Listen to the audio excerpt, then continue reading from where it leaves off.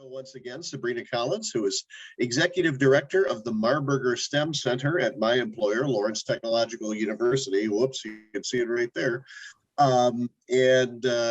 Basically, the Marbuger STEM Center, I'll let Sibrina describe it, but it is basically the clearinghouse for all of our K-12 STEM outreach efforts. And Sibrina, I wanted to talk to you about recently something that you folks did for a holiday I did not know existed. It was called National STEM Day. Yes. And it was last Monday, right? Okay, so that was November 8th. Yes. And tell me what the Marbuger STEM Center did for National STEM Day. Well, thank you, Mike and Matt. It's always wonderful to see you. And thanks for having me back. Basically, the Marbuger STEM Center, so what we did, because last year for National STEM Day, actually in 2019 for National STEM Day, we visited Glenn Levy Middle School in Southfield. And basically at that time, so obviously this was pre-COVID, and we had a number of STEM stations. We had the 8th graders leading STEM activities for the younger students. They have a new STEM space, a STEM lab over there. And we wanted to partner with them again, as well as our partners at Sampson Weber Leadership Academy, which is a Detroit public school. And so what we did, so our new assistant director, Mr. Jay Jessen, and one of our ambassadors visited Levy Middle School, and I visited Sampson Weber. And the idea was for the students to make their own paper circuits, right? Using a template, copper conducting tape, a battery, and an LED light. And it was a lot of fun. And basically to try to make these kinds of presentations interesting, we had a conversation about cell phones, right? Because kids love tech type stuff. And so asking them what are some of their favorite apps. And so, of course, these kids mentioned TikTok videos and Instagram and, Twitter. When I mentioned Facebook, they were all appalled and said, that's for old people. We don't use that. But they were interested. Had an opportunity. I shared with them that I like Spotify and those kinds of things for the streaming service. But then we provided kits for them, and they actually made their own circuits. And the kids were so proud when they were able to make their LED light up. It was just a lot of fun. Some were frustrated because they didn't get it right away. You know how some young people are. If it doesn't happen immediately, help me, it's not working. Okay, you got to play with it. You got to be persistent. So that's what we did. And we ended up reaching nearly 200 kids on that day. It was a lot of fun. So let's talk a little bit about STEM. We're using this because we're familiar with that acronym, but it's science, technology, engineering, and math, and now arts has been inserted in there, making it STEAM. Right. And my question is, one of the things that we're looking at is a whole bunch of job openings for people with those kinds of skills. Right. And are you seeing, now this is was this middle school kids or what were they? These were middle school kids. So like what, sixth, 7th, 8th grade, something like that? Yep.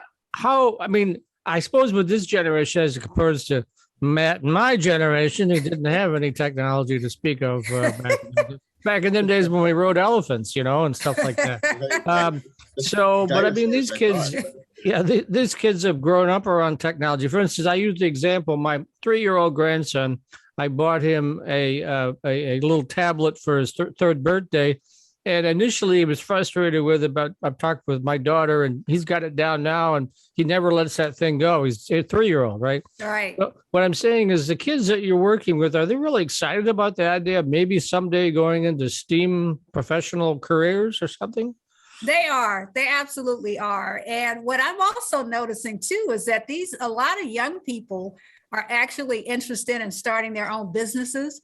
And, and I don't know if this is because of with COVID, right? You have a lot of people starting to think about what services or products that they can make to benefit society. I mean, just this past weekend, I was a speaker for a Girl Scouts event focus, and it was a partnership with the American Chemical Society Detroit chapter, and it was over at a local church. And so I was talking to the girls about my career, and I asked I asked all of the girls, I said, share your ideas for what you want to do for your careers. So these are 4th and 5th grade girls. And so some said they wanted to join the FBI. You know, some said they wanted to be a marine biologist. One young lady said she wanted to start her own restaurant, and she wants to call it I Don't Know. And I said, why do you want to call it I Don't Know? And she says, well, because when a lot of people come to restaurants and you ask them what they want to eat, they say, I don't know. I thought that was so clever and creative, and I hope she does it. So so you find a lot of kids, they are interested in these careers, but they're really creative and innovative, so a lot of young ladies were sharing that with me. Huh. All right, so let's talk about all of the rest of the programs of the Marbuger STEM Center. I got a list of the programs from the website, so I'm just going to ask you to talk about each of them in succession here briefly. Sure. Let's start with Ask the Professor. What is that and how does that work? Yeah, so Ask the Professor, so that's the wonderful opportunity. These are free programs specifically for high schools where if teachers want to have an expert, an LTU faculty member come to their class and talk about an area of engineering, architecture, the humanities fields, you name it, we can do that. And we were really doing that obviously quite a bit before the pandemic hit. And so we now want to try to gear those up again as well. So it's fun and it's free. And they are a lot of fun for students to get exposed to the types of opportunities that are available at Lawrence Tech. So if people have more information about that, they just go to the Marbuger STEM Center website? Absolutely. Okay. It's probably way too early, but I'll ask anyway. I know you have a lot of summer programs aimed at high school kids. I don't know if middle school is part of that or not, but you probably haven't got that all set up for next summer, but what you're thinking in that area? What do you think you might be doing?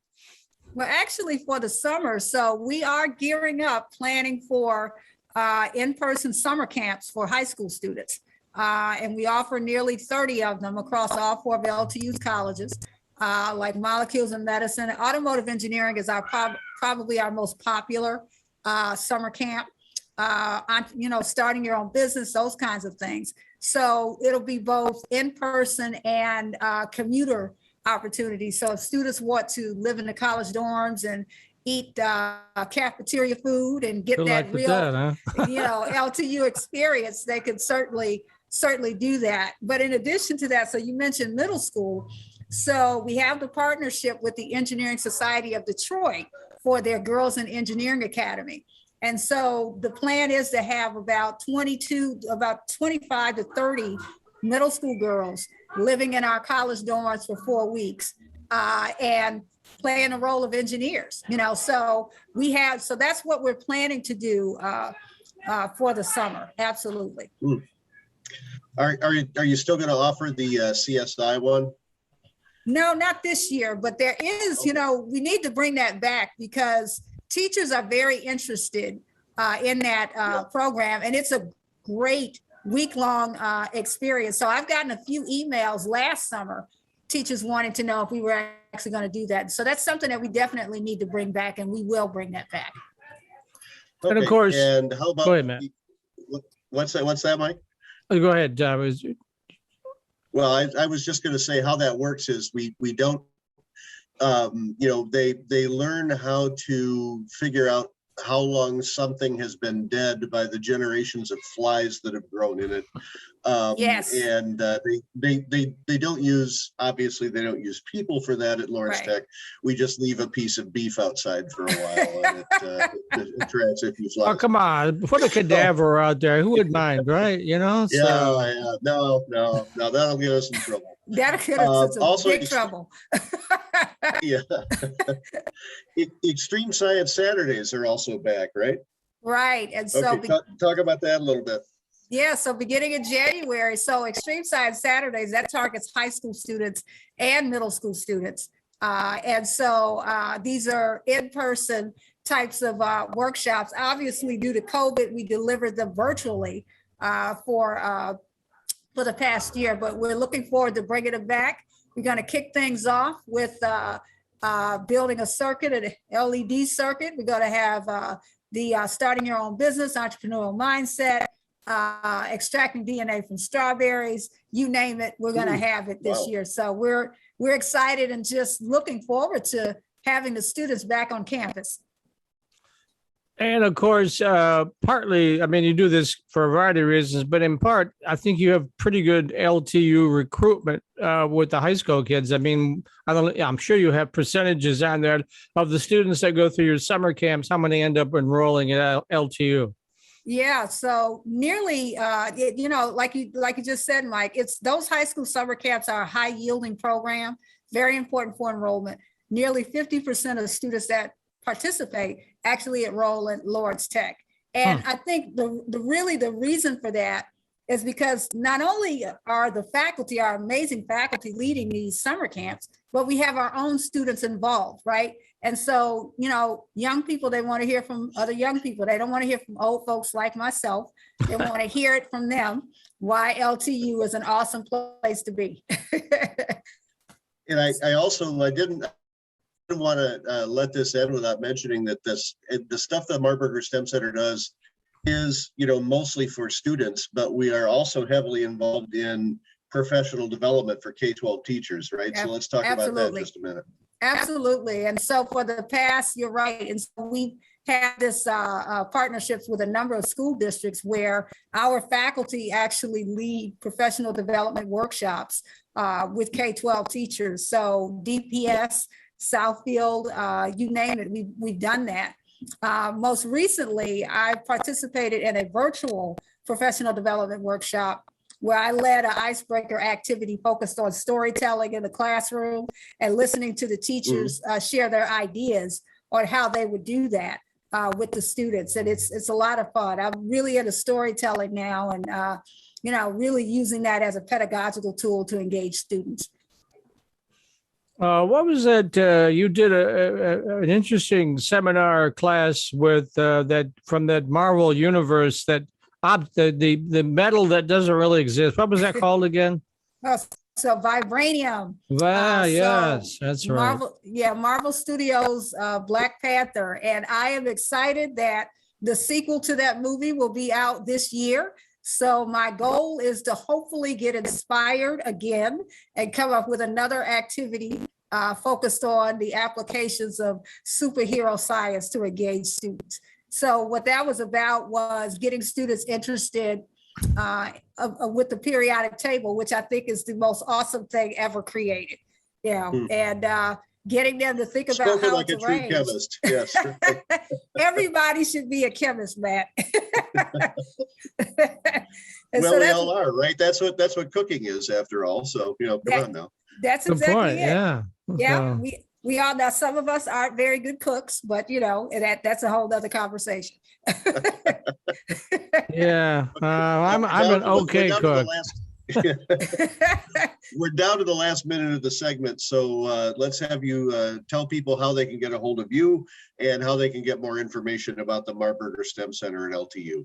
Sure. So you can get a hold of me by sending an email to scollins@ltu.edu, or you can go to our website and click on the link for Marbuger STEM Center, or put that into the search engine and we will come up, or you can search for summer camps. And looking forward to hearing from you. And thank you again, Mike and Matt. Appreciate it.